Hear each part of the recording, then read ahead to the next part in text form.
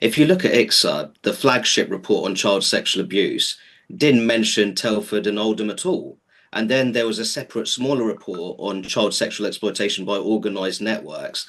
And the exclusion of what I'd consider to be hotspots was justified on the grounds that they were subjected to independent investigation. We surely can't produce a credible report which is 171 pages long, without truly engaging with group localized child sexual exploitation in towns such as Rotherham and Telford, which is precisely why I do support another public inquiry. I think that public inquiry, I wrote a piece for CapEx and I identified three pillars that it needs to focus on. One needs to look at the socio-cultural and socio-economic drivers of group localized child sexual exploitation. I think that some people framing this as a Pakistani or a Muslim problem. I think we have to be honest. How many white collar professionals with that background were involved in grooming gangs? So I think we also need to look at under-regulated parts of the nighttime economy. To what extent are people with that background involved in those grooming gang networks? Julie also talks about what I'd consider to be clannish kinship networks, quite often of Mirpuri origin, which tend to be heavily connected to this specific type of child sexual exploitation. It's very sensitive territory, but if we want to have a proper inquiry, that needs to be engaged with. I think that when you look at this particular phenomenon, I think it's very clear that we need to look at public sector institutions who may have been paralyzed by racial and religious sensitivities, reluctant to rock what I'd call the multicultural boat. But I think that when you look at the treatment of the victims, there's a great deal of victim blaming within institutions, which are ultimately there to protect the most vulnerable members of society. So I think that it comes to that word that doesn't get mentioned very much nowadays, class.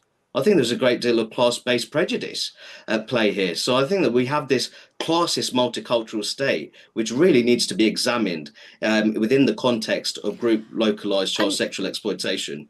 and look, Rakib, I mean, I don't know what your sort of background is, but how do you do something like this, which proceeds without fear or favour, digs into Mm. these difficult issues, but in a way which does not, terrorise or smear the entire Muslim community as well? How do you do that effectively?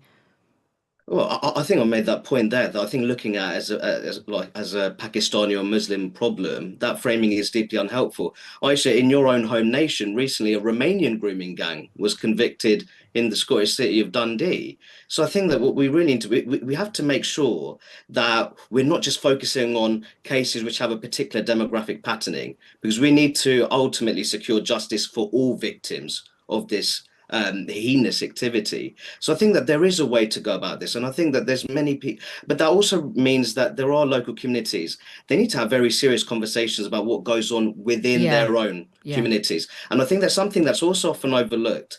There have been organisations which have actually looked at cases of grooming gangs within Asian Muslim communities.